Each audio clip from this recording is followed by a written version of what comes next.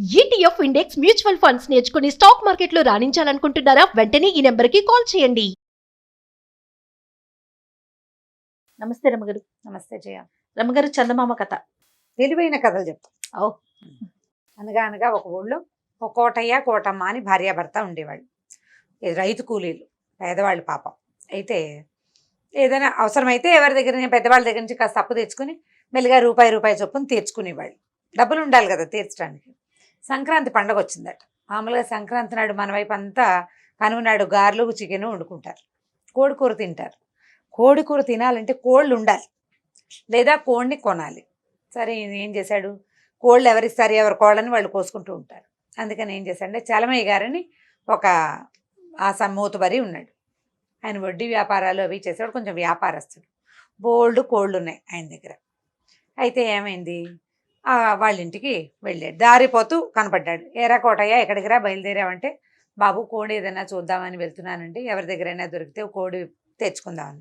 డబ్బులు ఉన్నాయిట్రా అన్నాడు. డబ్బులు లేవు బాబు. అదే కదా, డబ్బులుంటే సంతకే వెళ్ళేవాడిని, మన వాళ్ళ ఇళ్లలోనే ఎవరి దగ్గరైనా ఓ కనీసం కోడి పెట్టైనా దొరికితే బాగుండని వెళ్తున్నానంటే, దానిదేముందిరా, మన దగ్గర లేవు బోల్డ్ పెట్టలు, కాస్త బలిసిన పెట్టని ఒకదాన్ని తీసుకెళ్దువు కానీ అన్నాడు. బాబు ఎంత వేసుకుంటారండి రేటు అన్నాడు కోటయ్య. మరి అడగాలి కదా రేటు. రేటుదే ఉందిరా, ఎప్పుడో తీరుద్దు కానీ నీకు తీరినప్పుడు లెక్కరైంది రాసి పెడతాగా, నీకు కావాల్సింది తీసుకెళ్ళమన్నాడు.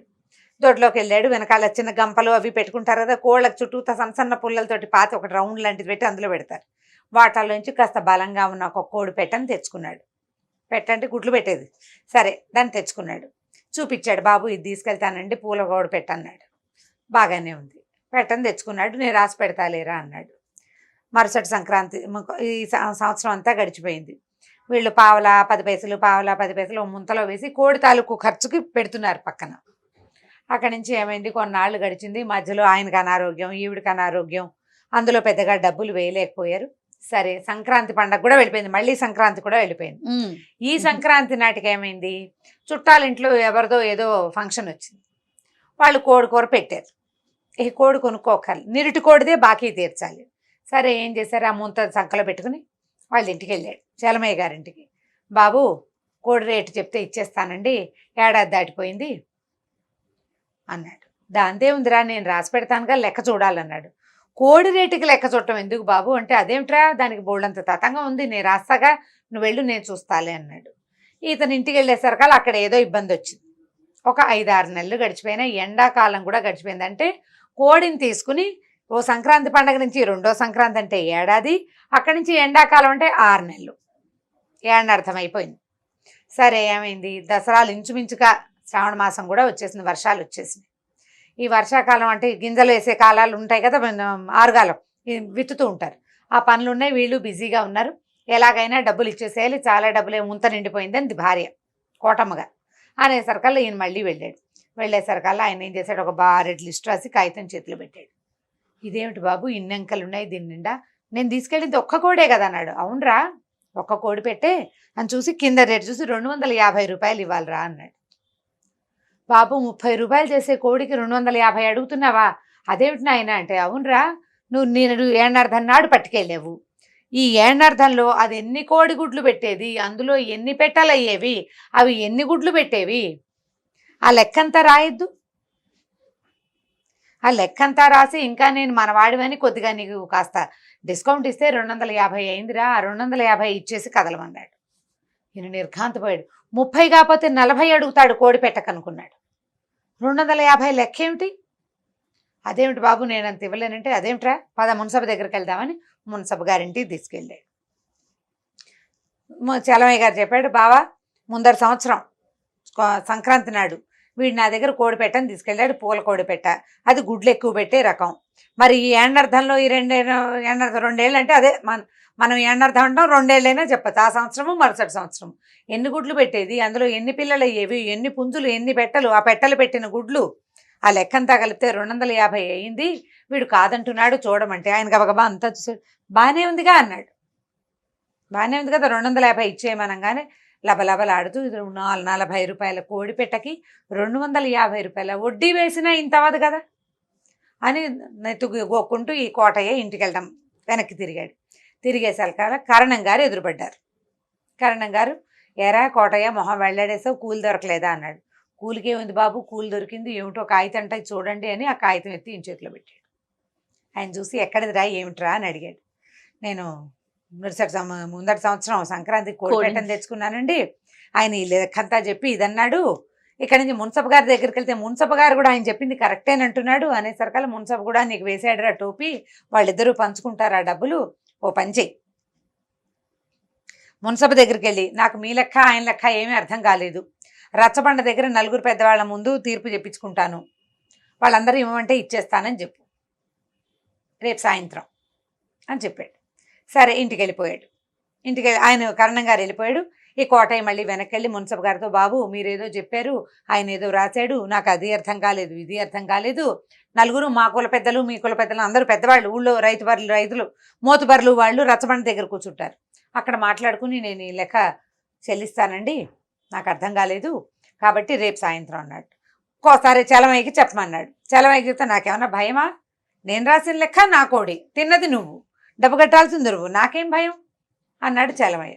సరే బాగానే ఉంది. మర్నాడు ఇతను తన చుట్టుపక్కలందరికీ చెప్పుకున్నాడు కోటయ్య, ఫలానా ఫలానా కథ, అందరూ అక్కడికి రండి అని. అందరూ చేరారు. సాయంకాలం అయింది, 3 గంటలకో ఎప్పుడో చేరితే అందరూ వచ్చారు కానీ కరణం గారు మాత్రం రాకపోయేసరికల్లా నవ్వారు ప్రతి వాళ్ళు. ఆయన ఏదో లెక్క చెప్పాడు చలమయ్య, నీ పరిస్థితికి జాలిపడి ఒక కోడిని ఇచ్చాడు, తినేసావు శుభ్రంగా, ఆయన చెప్పిన లెక్క ప్రకారం నోరు మూసుకుని ఇచ్చేయాలి, అంతేగాని ఈ కరణం గారిని ఎందుకు పెట్టావు, కరణం గారు ఏమి మాట నిలుపుకోవడో ఇంతసేపు అయినా రాలేదని అన్నారు. బాగా చీకటి పడుతుండగా కరణం గారు వచ్చారు. క్షమించాలి, ఆలస్యం అయిపోయింది, నేను రాననుకుంటున్నారు ఏమిటో, అదే చిన్న పని ఉంది అన్నారు. అదేమిటి చీకటి పడేదాకా ఏం పని చేస్తున్నావో బావా అని ఎవరో అడిగారు. అడిగితే ఏముంది, రేపొద్దున్నే పొలంలో నారుమడి పోయించాలి, అందుకని విత్తనాలు వేయింపించాను అన్నట్టు. అనేసరికల్లా మున్సబ్ గారు అన్నాడు, బాగా నవ్వేసి వెటకారంగా ఎగతాళిగా, వేయించిన విత్తనాలు ఎక్కడైనా మూలుస్తాయండి కరణం గారు, ఏం తెలవండి బేమర్లు మళ్ళీ మీరు అన్నాడు. అనగానే కరణం గారు అన్నారు, అదేమిటండి, ముందటి సంవత్సరం కోటయ్య తిన్నటువంటి కోడి ఈ సంవత్సరం దాకా గుడ్లు పెట్టి పొదిగి పిల్లలు చేసి అవి గుడ్లు పెట్టగాలేంది, వేయించిన గింజలు మొలవుటండి, వేయించిన గింజలు కూడా లక్షణంగా మొలుస్తాయి అనగానే ఊరంతా నవ్వారు,